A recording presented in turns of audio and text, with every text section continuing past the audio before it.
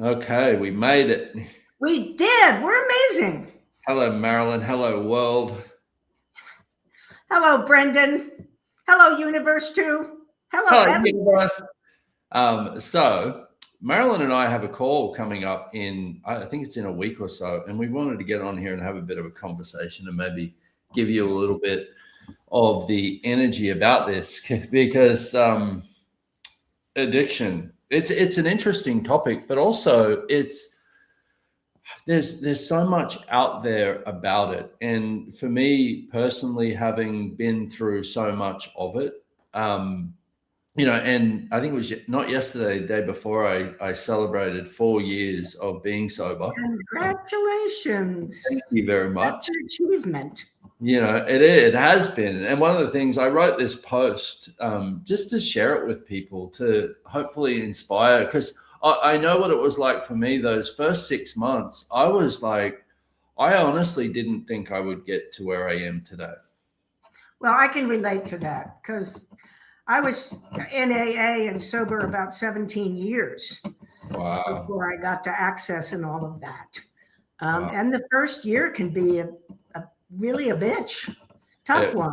really was a bitch, and it's such a it's such a personal journey. Also, I remember, so you and I had a conversation when this was before I actually got sober, and I Mhm. remember it like it was yesterday, because one of the questions you asked me was, okay, well, what is it that you desire to create with this? Do you actually want to get sober? Do you just want to get people off your back? Like, what do you want to keep drinking but be able to manage it? And I was like, do you want the honest response? Yes, I Yeah. always do. I basically want to keep doing exactly what I'm doing, but I don't want it to destroy my body the way that it is. I also don't want it to destroy my life the way that it is. And I wish everyone would get off my case about it. I loved it. You were so honest, and that gave clarity. And one thing I wanted to mention about addiction right off the bat is like so many other words like love, it has different meanings to different people. Yeah. And there's a lot of traditional, like for right recovery, I always I consider addiction an energy looking for a target.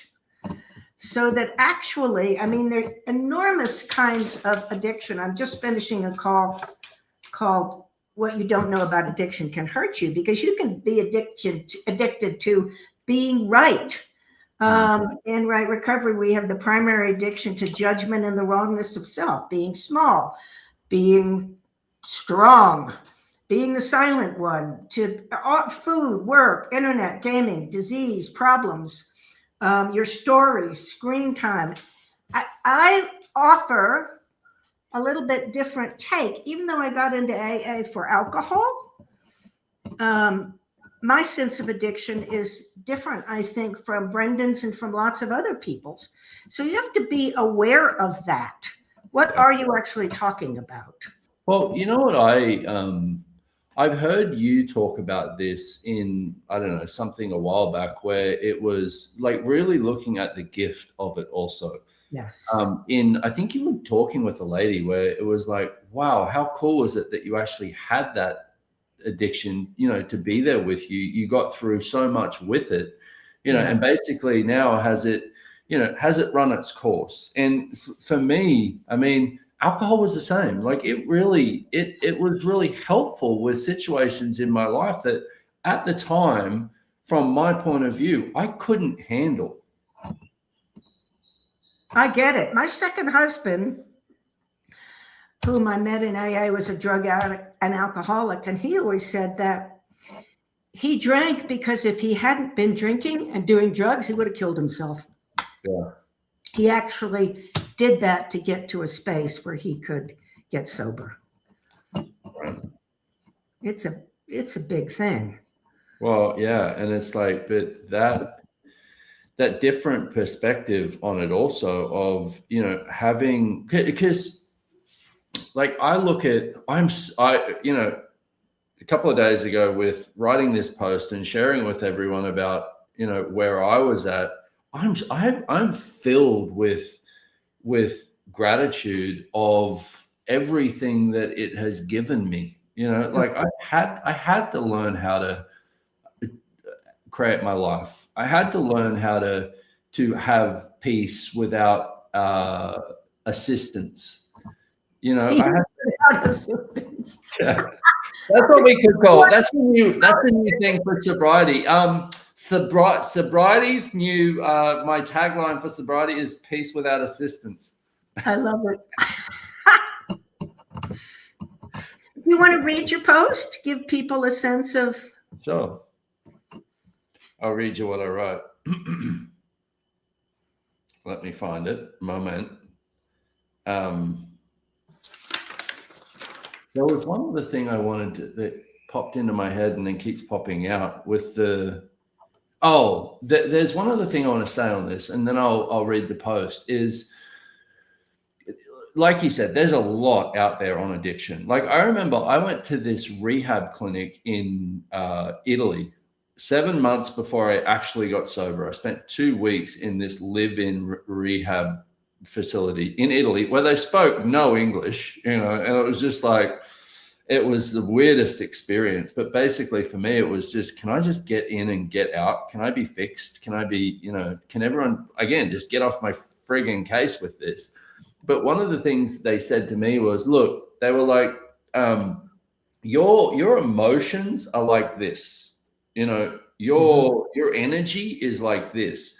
We need to get you to more like this. And I was thinking, ain't gonna happen, you know. And it's like, and I see that they do that in a lot of modalities in dealing with addiction. Is I am not that person. I still see myself as an addict when it comes to life, because if I'm doing something, I'm doing it at 10,000 revs per second, you know. And it's like, but I would always see that as a wrongness. But this is one of the parts where you have to be willing to look at, okay, what's the strength in this? Yes, absolutely. You know, I was telling a friend the other day that my dad used to send me down to the TAB, which is where you bet on horses, right? When I was 14, and he would have me go and do all of his bets for him because the guy would let me, because he knew my father, right? You can't bet until you're 18, but he would let me do it. And I went down there. I remember one day that I went down there and I had $1 of my money with me. And I picked this horse, and the horse won and paid $99. Cool. But that was such a, I was always extreme like that. I was like, how can I turn this into the most amount, you know? I don't know why I had to share that, but there you go. Why is, you know, it's just, everything is, where did it go?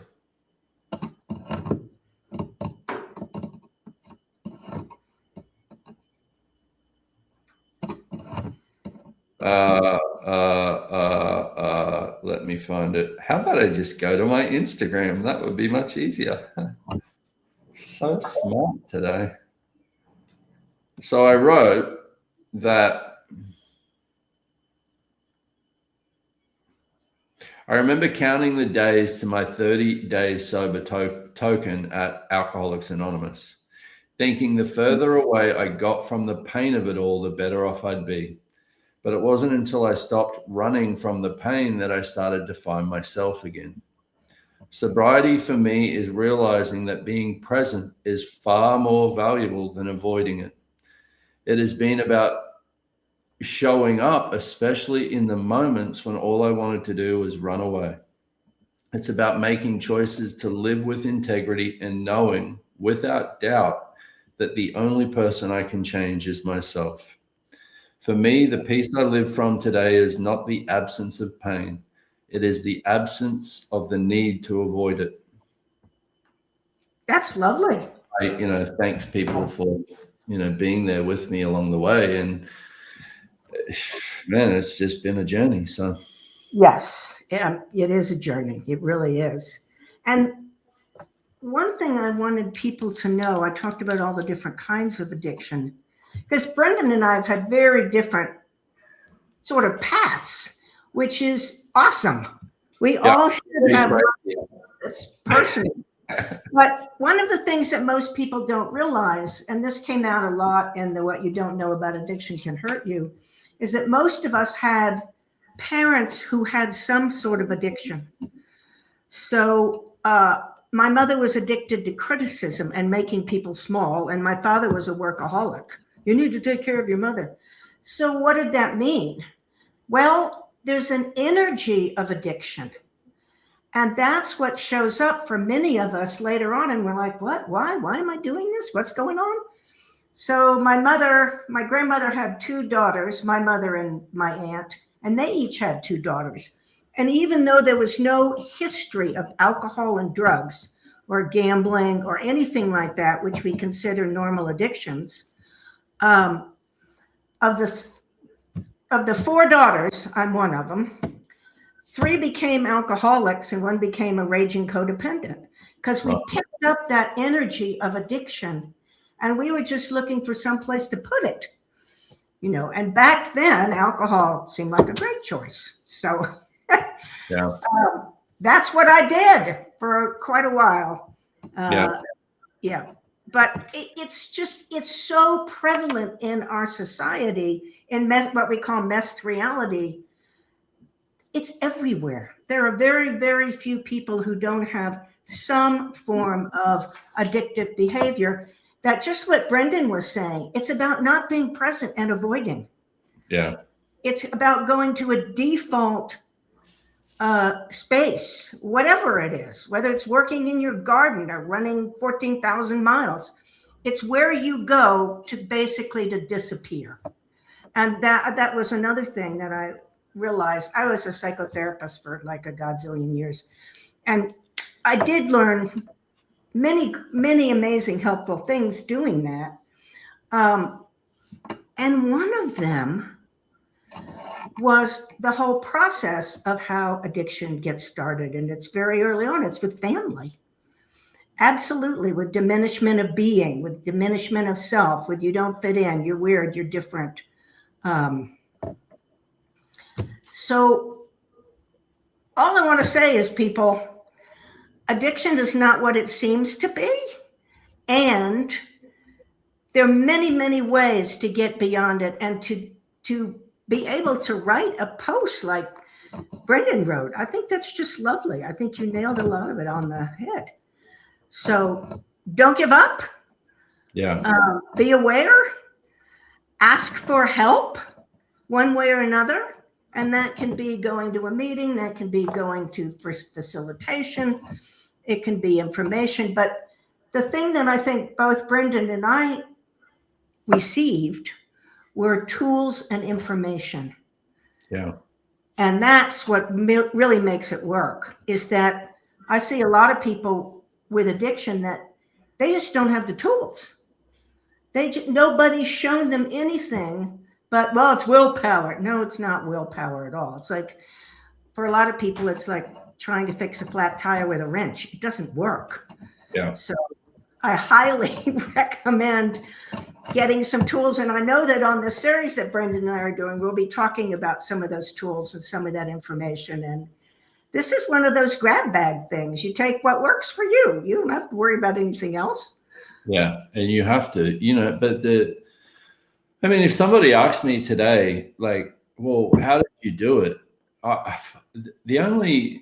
In looking at my journey in the last few years, the only way I could do it is to do it for myself. And I tried to do it for everyone. I tried and failed so many times, and it didn't work until I made the choice that whatever showed up, I would be present with it, even when I wanted to. The idea of sugarcoating what it is to get sober from anything is insane. It is the hardest thing you will ever do. Yes. And I had a friend I'm really grateful for, somebody who I really respect. He said to me in the beginning, he said, look, this will be the hardest thing that you've ever done. but hopefully you can do it. And he was like, and because this was somebody who had been there for me so much in my life. And he said, look, I can't be there with you for this. You're going to have to do it alone. And I was so grateful that he said that, because I was terrified.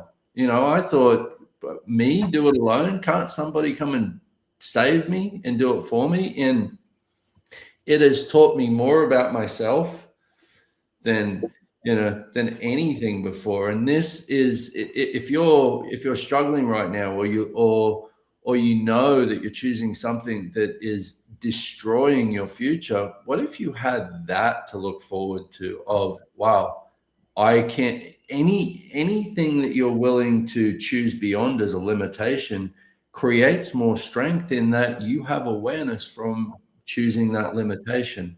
Yes. And you have strength you don't know you have. Yeah. And the whole point is to unlock that and let you know that you're not a dweeb. You're an amazing gift to the universe. Yeah, you are. And what if you could be that for you? Yeah, exactly. Now that point about doing it for yourself is so crucial. Yeah. Because it is all about, I have one chapter in my book, You Are the Antidote to Addiction, is all about you claiming who you be, creating your life, and not buying into what everybody else tells you is true for you. Yeah. That's huge. That's huge. And it takes a lot of courage. You know, that takes a lot of courage to stand on your own 2 feet and, you know, and go for it, you know, to create the life that you know you came here to create. And that's part of what created so much pain in my world. Was I knew I was actively choosing against everything I desired to be. Yes. Well, this is an odd thing, but the other day I have Italian tile, and I slipped. I was in my stocking feet, and I slipped, and I cracked my head on the coffee table, which makes me know I'm still insane. But I called Gary Douglas, and he gave me some zero sum of trauma and stuff. But he also gave me a clearing that I'm going to use everywhere, which is and you had spoken about limitations. What limitations am I using to create the pain and suffering I am choosing? And I think that's a great one for any kind of addictive behavior. Yeah. Because it's that choice for that limitation that creates our pain and suffering. True story. Yeah. And then we go into it twofold when we resist the pain and suffering, creating more of it. Yes. Yeah. It's like, what? We are not the brightest crayons in the box. I agree. Yeah. But we are cute. We're just not that bright. I agree. Totally. So if this topic speaks to you, if you want to come find out more, we'll be doing this call. Maybe someone can share the link in here. I know Betsy's on. Or it's going to be everywhere, because it's like, just look somewhere and you'll find it. There you go. Yes. And it starts a week from today. Okay, there you go. Awesome. Can't wait. How does it get better than that? How does it get any better than that? Okay. I'll even I did a telecall last week, and I put my phone out by the horses, because I live right near the horses stables now. And I had people could look at me, or they could look at the horses. So maybe I'll do that again. You can just get some space from the horses here at Elugar. I think that's amazing. I love that idea. That Elugar is so nurturing and healing, and it's just wonderful. I all love it. All right, Marilyn. Thank you, darling. Thank you so much. We'll talk in a week. We will. Bye.